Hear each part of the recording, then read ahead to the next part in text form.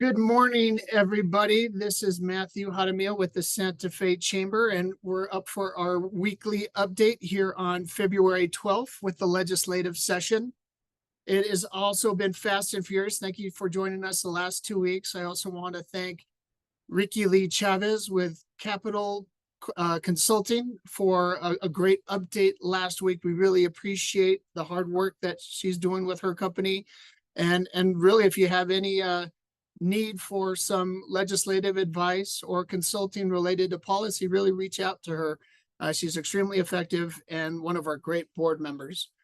Kind of moving right into it, we're sitting here almost halfway through the legislative session, understanding that the only thing the legislature has to do is pass a budget. However, with the new legislature coming in, Governor Lujan Grisham having 2 sessions left to really cement her legacy, there are a number of policy ideas that have been introduced. In fact, we almost have hit 800 pieces of legislation, ranging from bills to joint resolutions to memorials.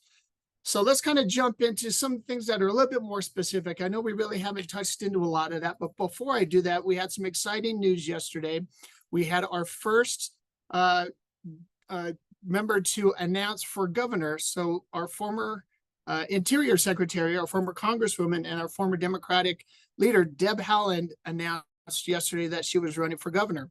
So that is the first pin to drop. We expect a number of other folks to jump in that race, with a swath of folks considering that position, knowing that Governor Lujan Grisham is termed out here in a couple of years. So keep that in mind. There's a bunch of collateral that's up to date. She really had a great posting yesterday. So if you can't see it, look at debhaaland.com and look at her message. I think it was really encouraging and inviting. So it's good to see that we have some positivity, reaching out here in the great state of New Mexico. But kind of looking at some of the bills that I'm sure many of us are keeping track of, paid family medical leave, that's House Bill 11. It's slowly working its way through the process. There's been a lot of discussions related to, are there ways that you can fix this bill in relation to our small business so they don't really have an overabundance burden on the employee and the employer, and things related to solvency. So that's going to be discussed coming up here in the next couple of days. And that's House Bill 11. A number of bills related to emissions and oil and gas and electricity, looking at how we can curb methane and really help stem the issue and the challenges we have with the climate crisis. Really not necessarily looking at the industry as a whole, but how can we figure out ways that we can finance and plug and abandon orphan wells? How can we make sure that we are on track to meet our commitment related to the Paris Climate Accord? How can we really put those businesses that are good operators on a pedestal while encouraging those that need a little bit more ability to meet some of these mandates and get them moving along in the right direction? Looking at artificial intelligence already. We've seen other states do it. In fact, even if you look at our cell phones, it's got artificial intelligence. There's measures out there looking at how we protect those that are really using that in a proper fashion. If we're looking at, public banking is coming back again. Another thing that really the chamber has opposed in a number of senses, because it's an effort to protect our small local banks, which we have a number of them here in the city of Santa Fe. Water is a huge, huge, huge concern for a number of folks. Looking at where we're situated between Colorado, Texas, and Arizona, water is a huge resource that we definitely need to care for. So there's a number of measures related to brackish water. How can we desalinate the salt out of it and use it for other purposes? Looking at brackish water, which is a byproduct of the oil and gas industry, and are there ways that we can use that for agriculture and clean it up enough to where it can be used for economic development opportunities? Moving into economic development, the chamber was very supportive of an initiative that would harden the energy grid and really promote electrification and workforce development in that industry. Even the Secretary Designee of Economic Development is really working on a measure with some of our senators and representatives in the Bernalillo area on developing turnkey site readiness initiatives for utilities. How many times have we seen businesses pass New Mexico over just for the fact that we didn't have a site ready for them to come in and start expanding or growing their business? So policies like this would really look at electricity, gas, water, utilities, really putting that platform out there so we can make New Mexico just as competitive as we are with our other states. Because if you're looking at Arizona, Utah, Nevada, Texas, Oklahoma, all of us have our specialties to it, but there's really not another state like New Mexico with the quality of people, the assets that we have from our natural resources, the weather better than anything that we've seen in a number of other states.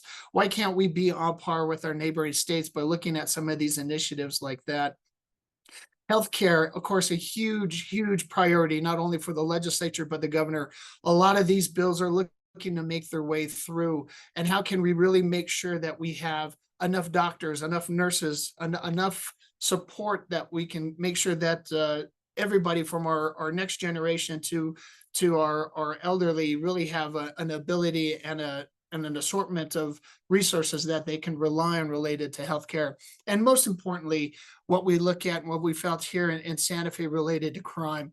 Crime is a huge initiative for the legislature and the governor as well. And there's a number of bills that are slowly making their way through the chambers as well. They've been hotly debated. They've been changed. And I think what we have in the experience of our legal beagles in the legislature, as well as those that have a history of being in law enforcement, are really looking at these with a close eye, because what we've seen is there's a huge challenge in all our cities, in all our counties, in all our communities. And what can we do to provide, our first responders with tools and safety measures to make sure that they protect our communities? In fact, if you haven't seen our website in a few days, we've rolled out a community safety resource page.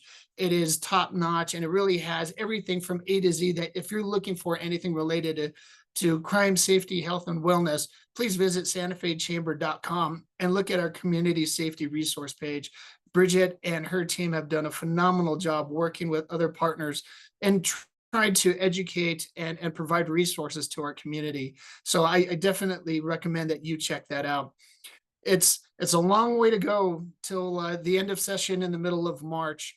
We really appreciate all the encouragement and everybody who's been engaged. If you've been to our updates, you've heard it from, Leader Worth and Leader Kamansky and our Santa Fe delegation. They really encourage the community members to go talk to them and tell them what is challenging them, what do you support, what do you not support and oppose, and maybe some suggested changes that you think can make some of these policy initiatives a lot better. Their numbers are on the webpage, their email, they're accessible. They have full-time staff during the legislative session. And even if you're curious to see what's going on, just visit nmlegis.gov and you can find a wealth of information of what's going on there. So just to remind you, January 21st was the beginning of session. March 22nd is the end of session. And so there's still plenty of time to voice our concerns, participate in the process, and really understand what's going on in our beautiful nation, state's capital here in Santa Fe. So we look forward to seeing you next week. We hope to have an update on really some more specific things related to healthcare and crime. We're going to have some more guest presenters to put in front of you and hopefully answer a number of your questions. So, stay tuned. Have a wonderful, safe week. The weather is phenomenal outside, and you couldn't ask for anything more from a great state of New Mexico and a beautiful city of Santa Fe. Thank you from the santafechamber.com. Have a wonderful, wonderful week. Bye.